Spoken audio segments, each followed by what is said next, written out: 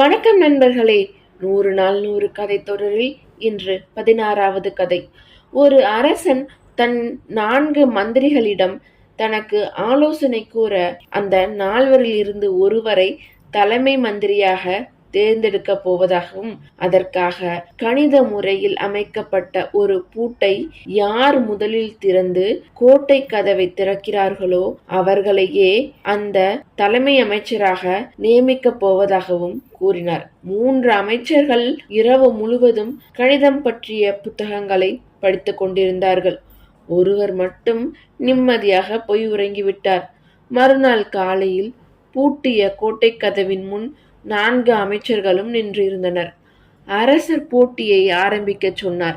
இரவு முழுவதும் கணித சூத்திரங்களையும் பல வழிமுறைகளையும் படித்த அமைச்சர்கள் படபடப்புடன் எந்த சூத்திரத்தை பயன்படுத்த வேண்டும் என்று ஆராய்ந்து கொண்டிருந்தார்கள்.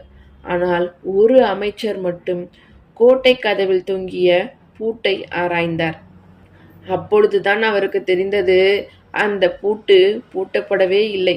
நிதானமாக சென்று பூட்டை நீக்கி கதவை திறந்தார். அரசர் அவரையே தலைமை அமைச்சராக்கினார்.